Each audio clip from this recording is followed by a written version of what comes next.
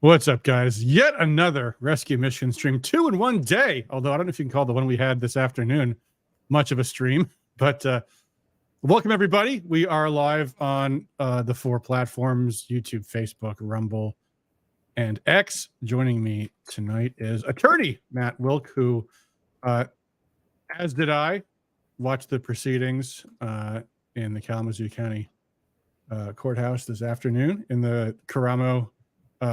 Now let's get the caption right here.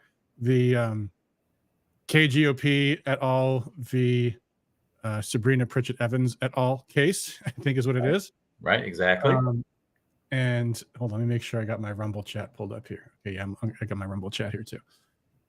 Of course, the case began with being admonished that restreaming, rebroadcasting might get me a contempt of court problem. So that ended pretty quickly. Although, the funny thing was, because I as soon as I heard that was going on, I was like, okay, this is a problem. So I took the stream off of I took the feed off of my stream and then pretty quickly shut it down. But several minutes later, the judge said something like, my staff is telling me someone is still streaming this and this is your last warning, you're getting in real trouble. So I don't know, maybe someone else out there's a bunch of people in the Zoom. Maybe someone is restreaming it to unshackle the mitten or something. I don't know. But the key is, Adam, that that's not the unified rule, right? When a judge makes a determination whether or not to, they can but do not have to live stream their proceedings on YouTube. They almost always bifurcate. They use Zoom for hearings because they want to control who comes in and out.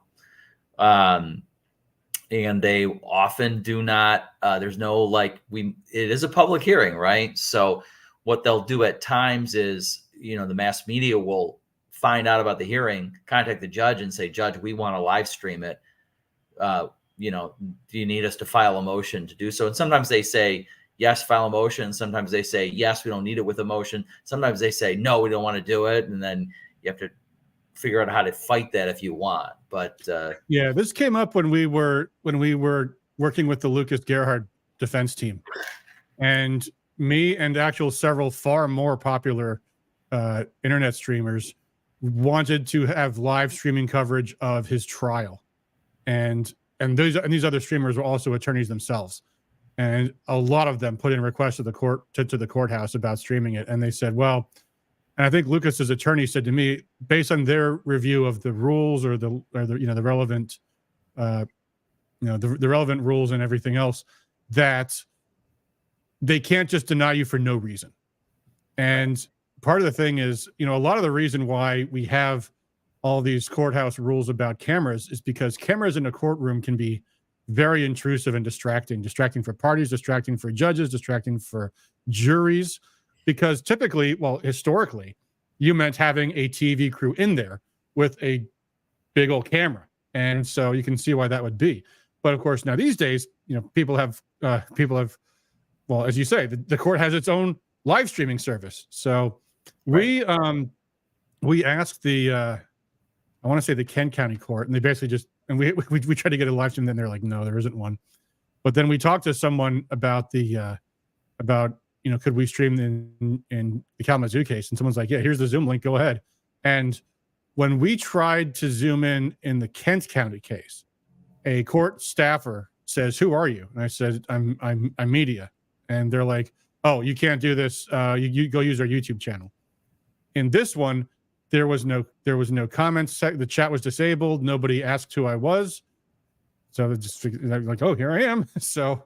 But yeah, as soon as the judge says, yeah, you could be in trouble if you stream, like, okay, I'm shutting this off. In fact, I did take down the video, the live stream from the previous proceeding, just out of an abundance of caution. But I will actually, I think, help with the court because, obviously I couldn't record the one they did today because they told me not to. But for the one that I clearly already had streamed and have recorded, I might go back and say, hey, can I get permission? Because there's transcripts. This isn't exactly like we're giving away, secrets of the courthouse or something. These are things that have, Right. Depending on how they use it. They'll often have Zoom off the record Zoom conversations, and the public's not entitled to those because those are off the record. But anything on the record, my opinion, they're entitled to it. That's changed. I grew up I was in law school during the OJ trial, And one of the conclusions we all came to was that every single party, prosecution, defense, witnesses, judge for certain, especially being in Los Angeles, they were all grandstanding for the camera.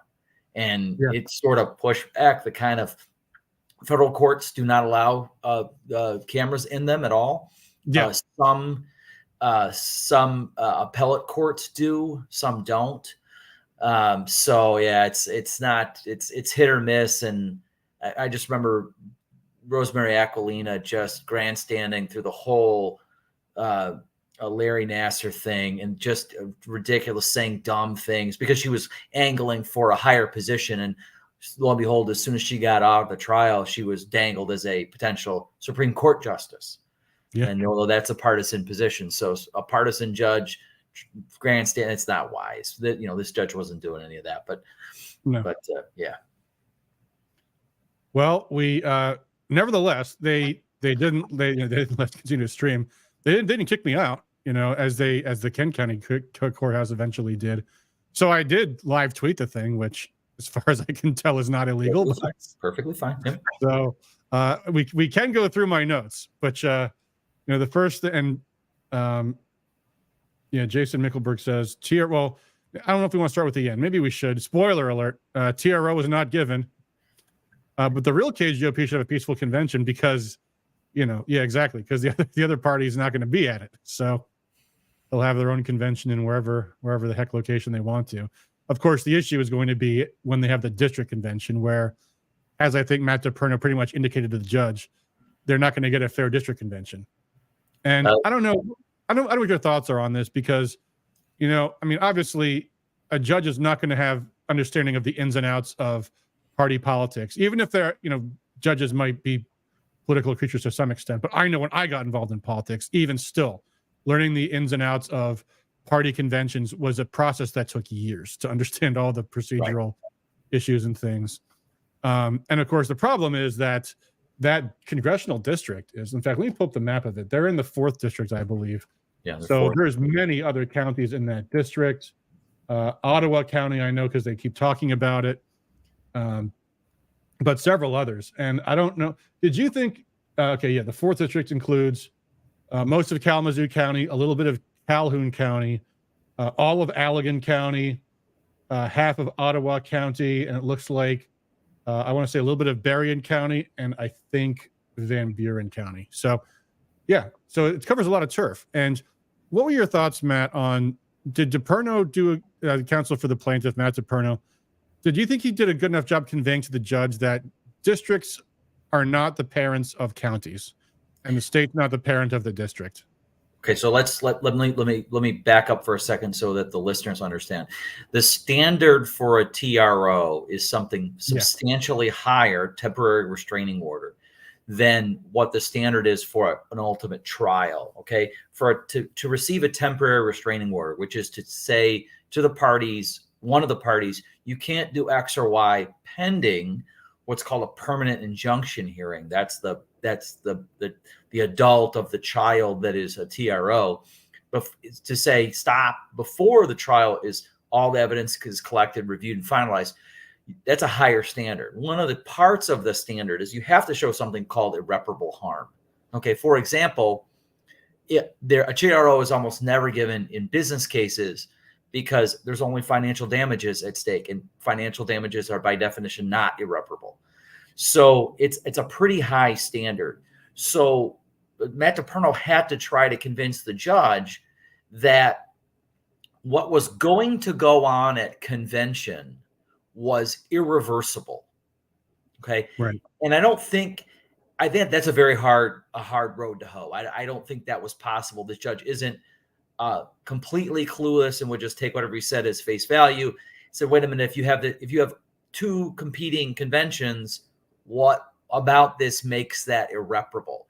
Now, had he been representing a different client, maybe a person who said, hey, I'm a Kalamazoo County delegate and I don't know which convention to go to, that's maybe a different case.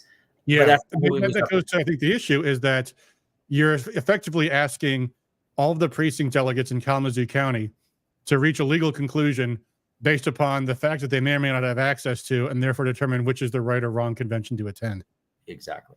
and it goes. So if you play it out, it actually gets more divisive and more divisive. So you have this happen. You have a convention. You create a set of delegates, and in this particular case, there are going to be two sets. And if you had merged the two, like if you had everyone meeting together in one convention, you probably would have had some of one and some of another. Probably, not necessarily, but probably. Okay. So if you're one of those people who might have made it in the list on the other team, okay, then you've really lost something, because you're going to go with one, you could have gone with the other, and now you have to make a guess. So you're exactly right. I don't think the judge quite got that piece, probably because the person that's in front of them making that case isn't potentially one of those people. Maybe. Yeah. The other thing too that I think would be very hard to convey to a judge in a hearing, which this hearing was almost 2 hours, and even still, that's a very short amount of time to kind of go over all these details. Because it would be easy, I could imagine, for someone who's not an expert in this stuff to say, who really cares? Who cares who goes to the RNC? It's going to be Trump no matter what, isn't it? So who cares who goes to the RNC? It's not like, well, yeah, but also these state delegates, the district delegates, are going to elect the national committee men and committee women for a 4-year term, who are going to be the governance from our state for the RNC. There is potentially, they're trying to come up with some kind of crazy way to make motions at the state convention to overthrow the chair. So it might actually play out in a whole lot of substantial ways. It's not just about who gets to go to the national convention. So. Right. Well, and there are steps, and it's hard to convey all those steps, but yeah, almost guaranteed, step one is a credentials challenge. And right. And it's probably going to go to 2 different people, and it's probably going to come back with 2 different answers. Yeah, there'll be, and you mean by that, I think the district convention and then the national convention. No, I mean, after the county convention, you file a credentials. If I were doing it, and there was I was formerly a part of the Wayne 6. So if there was another Wayne 6 offshoot group, I would make sure I file the credentials challenge and say, whatever information you get from them, nope, wrong.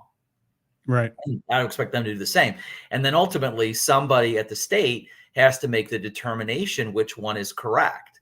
Now, in this case, who do you send it to? Do you send it to both? Do you send it to one? And by both, I mean, do you send it to the old team that was removed? Do you send it to just the new team with Chairman Hoekstra? Yeah.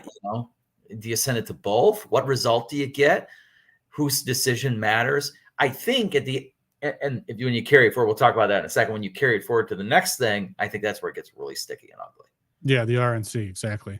Yeah. And the problem also is, like, the RNC, I think yesterday had a hearing about this whole state chair business.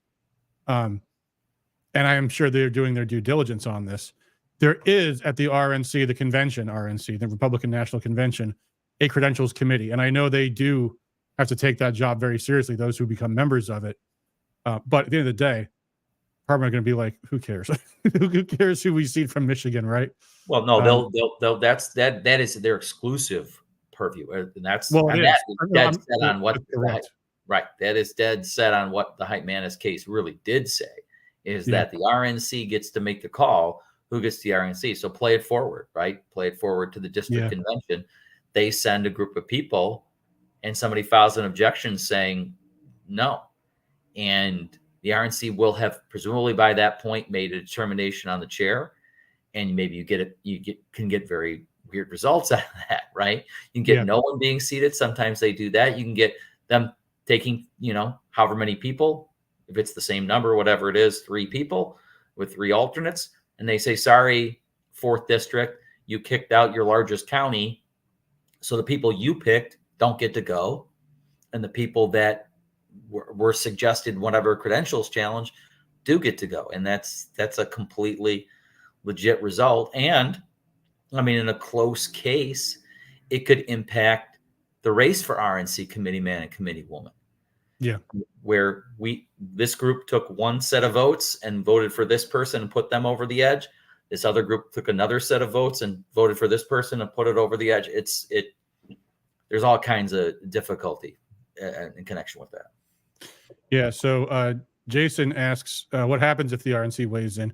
And I think the answer, and correct me or let me know what your thoughts are, but I think the RNC will weigh in as concerns the seating of national delegates and the seating of the state chair as an RNC member.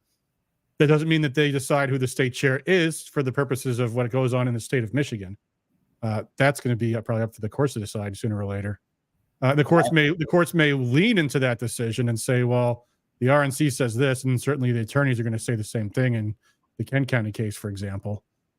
That's exactly how it will turn out. If the RNC decides that Pete Hoekstra is chair, I'm sure the attorneys for the group in the plaintiffs in the Kent County case will walk in and say, Your Honor, the RNC has decided that she's not the chair. She's not allowed to attend meetings as a member, and we're in contact with them, and we're doing this and we're doing that, and those are very, very persuasive data points. Yeah. And the judge can just say, I'm sorry, Ms. Caramo, you as far as the RNC is concerned, you're removed, and we're not going to let you pretend in the face of that. Now, no matter how much Joel Studebaker or Ken Byer or any of these guys complain about that's really the reality of it. We as Republicans would like to have better representation in our national party, and that starts by sending you someone that that not only does the job, that's another problem for another day, but also is a person you recognize as the chair, right? Yeah. Yeah, and of course, there's now a Trump rally coming up this Saturday, folks. Wonder what Trump's going to say about this. He may say nothing, but if he says anything, guess whose side he's taking on this?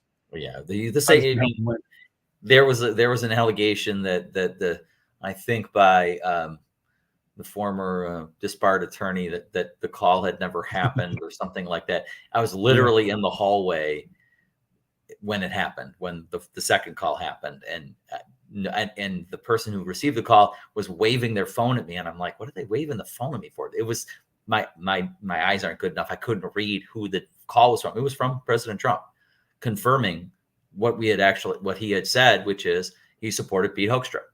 And as much as they don't want to hear it because it blows their narrative, it is unquestionably the case. It happened right in front of me. Yeah, there was quite a spur got on the internet yesterday from the Caramo people, almost as if that is some kind of reaction to what happened at the RNC, because they had a hearing about this yesterday, I think. Yes, they did. And when you're complaining about the officials after the game, I don't think there's any question who won or lost. Yep. Kelly Powell says we will have a credentials battle. Yep, yes, we will. There will be. Jason also says Pete could not recognize anyone from District 4 because of their BS. Yep. Anyway, and the people who are in District 4 who are on the fence, if there are any of them, they need to understand that you're walking in, and if you let them ignore the correct Kalamazoo group, because the judge didn't say they weren't correct. The judge said, I'm not issuing a TRO.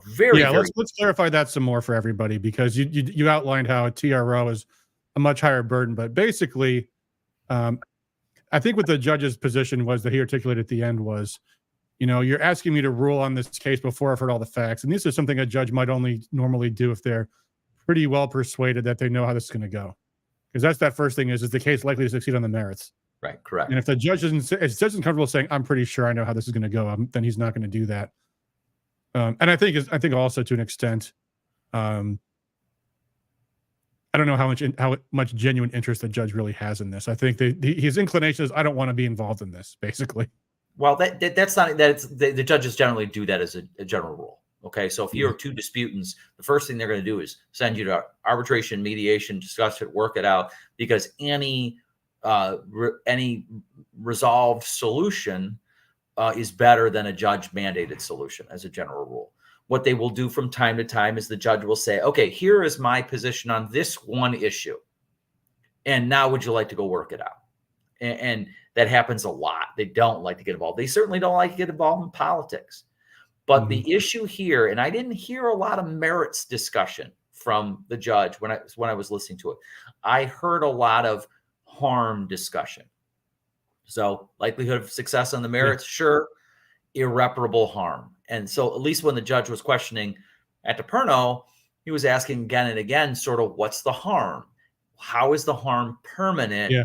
And he didn't, I don't think he was able to get there because of the confusion you mentioned, but because the judge's position was, if so-and-so snaps their fingers and undoes what is done here, how could, and they can do that, how can the harm be irreparable? Which, yeah, he was careful to say that I haven't decided this case, and there might be a case here about the merits, but I don't know that the problem is because of that irreparability. DePerno's argument on that had to rely on the conventions coming up on Thursday. Right. Because other than that, there is still time. Yeah, exactly. And the timing issue is a component of a TRO, right? So in the first, if we recall, the first time they wanted to go get an ex parte TRO, which has even a higher standard, right? The judge really wants to know why the other side isn't allowed to be represented. That didn't work because they were represented. And they ultimately dragged, I don't know, whoever the guy was last week. It was very strange how this attorney who was representing Karamo, Kopis, and Hartman was almost entirely addressing issues of the Kalamazoo County fake GOP who were not her clients. Right. Well, that's a there at that, from that group, from that organization there. And I'm talking about Dan Hartman, Mr. JD LLM himself, Jim Kopis, who claims to have gone to law school. They have no sense of the first rule of professional ethics, which is, who's the client? Are you representing an organization or a person? Because most times you can't do both, because if those interests diverge, you as an attorney are put in an untenable position. And lots of attorneys have gotten lots of hot water for doing this. Dennis Kozlowski was an amazing one, where the attorney was he representing the entity or was he representing the person? And I believe he either did jail time or something, very serious charge as a result. And it was a simple ethics question. Who do you represent here? And Hartman has said, I'm Christina's attorney. It's clearly not true in the bylaws. You are the entity's attorney. And just throwing away for a second the statement he said that he would resign if the committee voted to do so, which they did, and he didn't. The question would be, who is out there telling this administration, the Karamo X administration or the Hoekstra current administration, hey, you have to do X and Y vis-a-vis the rules to satisfy the rules of your organization? Is there anyone doing that? Because it's not clear to me that there is. Yeah. Well, so the next thing then, I mean, there will be another date set for another hearing in the Kalamazoo case, but now it looks like what's coming up is the Kent County case for the whole state party, the RNC's decision, and Trump's rally coming up on Saturday. So we'll see how all those things go. And there's also, I think, today is what, the 13th, so 14, 15. I think next Tuesday is the hearing on the Ingham County case. Oh, yes, the Comerica case. Exactly. So again, when you're I haven't seen anything filed by anyone other than Dan Hartman. I don't know who he's going to get to represent him, because he cannot be the attorney for the MIGOP. And the difference is, because he is the plaintiff in the case, unquestionably counsel will raise that as an issue and say, your affidavit is by you. You're a fact witness. You can't be the attorney and a fact witness. And that's pretty basic. And the judge is going to raise a major eyebrow. Or you might see what I expect to see happen is another attorney step in and say, well, I don't know anything about this case. I need to, Your Honor, I need another X number of days. Whether they get it or not, it's 300 days. Exactly. Now, let me ask you this, though, because there's this hearing coming up on Tuesday. Now, I haven't seen anything. I've not seen it. I'm not saying it doesn't exist, but I haven't seen anything from Mike Bishop, the general counsel for the now real estate committee, intervening in that case. Because there was, I believe, a motion passed at the state committee meeting to withdraw from the case. And Right. However, remember, the plaintiffs of that case do not include the MIGOP. That's who Mike represents. And they do not, I don't believe they even include Pete Hoekstra because it was filed before Pete was elected. I think it's true, but that doesn't mean they're not. Let me pull the case up right now. Well, I could be wrong. I could be wrong, but I recall that being filed before Pete was elected. Well, let's see. Hold on. I can pull this up here. Hold on. Yep, I've got it. Excuse me. Let's see. Where are we here? This is the caption. No, that's the Ingham County case, not the Kent Right. County. So that's what I'm asking about. Is does Mike Bishop not need to file something saying, Your Honor, I'm now the attorney in this case, and Dan Hartman is not? I think there's a strategic. I think they're waiting to do that after the RNC rules for the same reason and with the same result. That they'll file something in saying, basically an alternative motion to dismiss. I'm actually the general counsel. He isn't. Here's the statement from the RNC. Because as much as they like to have autonomy, eventually somebody is the one who's credentialing, right? So in the opinion of someone important, in this case, the RNC, and if they step out and say, no, Pete Hoekstra is our member, we could decide who our members are, and our members are our chair, he's our chair. That's a pretty compelling argument. And the judge, who's going to be very favorably inclined in the Ingham County case to throw it out anyway, because remember, the two motions filed by the trust and by Comerica are both motions to dismiss, asterisk, sanctions. But the judge is going to be pretty likely to throw it out anyway. Here comes another statement from left field saying, this guy's not even the RNC chair anymore. The judge will have many grounds to throw that one out. I'd be interested to see whether they do it at this early stage, or I haven't seen anything filed in that one either, other than the motions to dismiss, which we went through in detail, which are, and for anyone's interested, go through them, because man, it's just a battering ram of rejecting all the stupid things that people have heard that have come from the other side, conspiracy theories about fundraising, just ridiculous. Yeah, and of course all the gibberish about the trademarks. Right. We have the right to say who can call themselves a Republican. Yeah, exactly. You do not. Jason Mickelberg says the super attorney, meaning the defense's attorney. I can't remember her name. We heard it once because we just went over that pleading the other day, and I forgot what her name was. But yeah, the defense attorney had 0 valid points, is what he meant to say there. Right, sure. I don't know if you want to go through the blow by blow. I mean, if you want to, I mean, here's the thing about it. And when people are looking at your Twitter follow, which I was following too, understand that the judge is trying to use this to establish standards. Okay, so have you met the standard? And I think you're not required to sort of go through them in order. You could, if a judge looks down and says, I don't think you meet 3 or 4, then they focus all their energy on that. Was this harm irreparable? And that's what I think the judge relied upon a lot. Yeah. And it's a high burden. It's a high burden. It's not a 50-50 shot. The judge isn't saying this is 51-49 in favor of the rogue KGOP. The judge is saying the standard that we have, which is very high, you haven't met that hurdle. And that's because if somebody snaps their fingers and says, you are a credentialed and you are not, whatever harm that existed no longer exists based on this plaintiff, when the plaintiff is the KGOP. Yeah. Yeah. Some of the other things that the defense lawyer brought up, like when she says, oh, this was not properly brought because you had to ask the attorney general about this to file in this case first and do a quote warrant. And DePerna's like, no, you don't. It's not a quote. Oh. I mean, the thing is, it's not a government agency or a government entity you're suing. Right. And the other thing is, I think you pointed out to me, the attorney general's office was in that courthouse a week ago saying, we're going to go with whatever this court says. Right.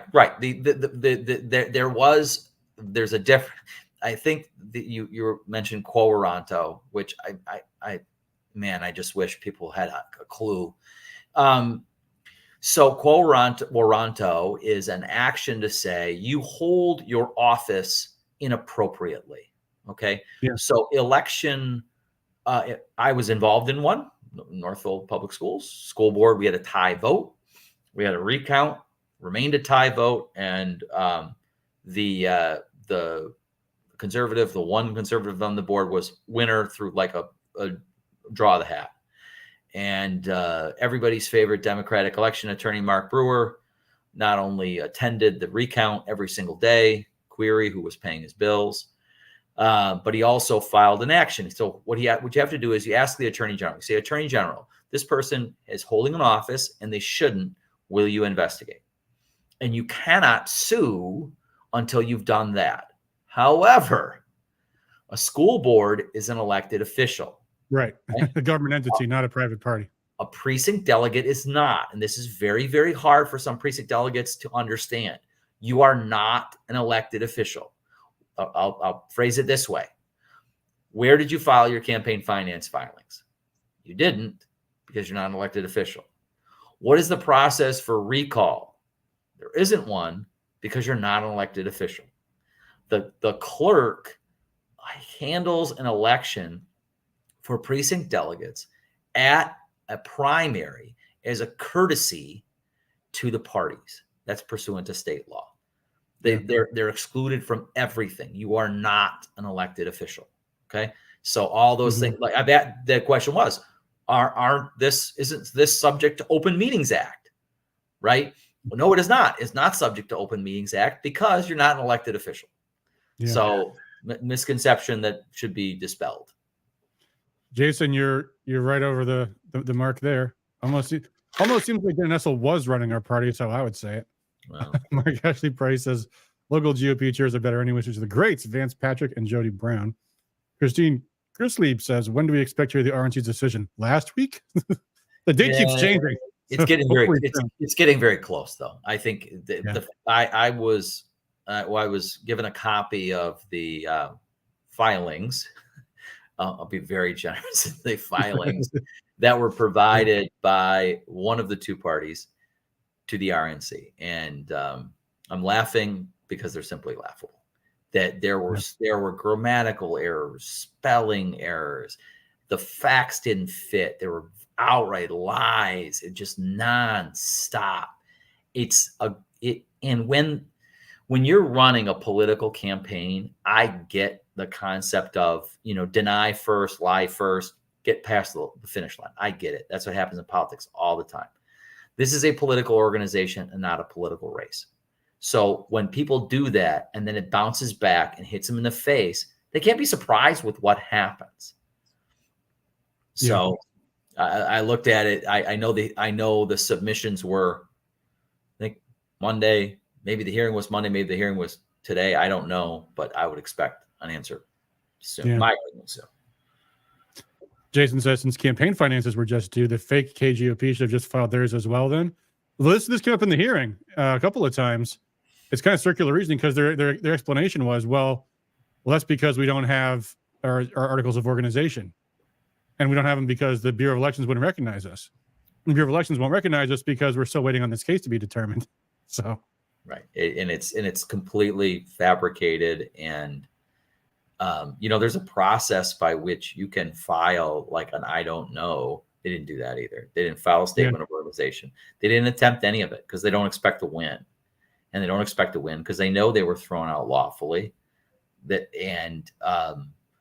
only hope is to send a group of people to the district convention. And their second hope was to convince the state GOP to take it up. When the full body met last time, which would have been in November, I think, they refused to take it up. Yeah. Like they did. Someone wanted to amend the agenda to talk about Kalamazoo, and it was widely panned. We're not doing that. And then when the split occurred, Christina and her team stand up and say, well, we need to do this right away. And this is clearly just back scratching Ken Byer, who's done all these videos, pro Christina video. I guess he owns a video company or something. And but it's clearly trying to get that done, and it's going to bite them in the butt again, I would imagine. Yeah.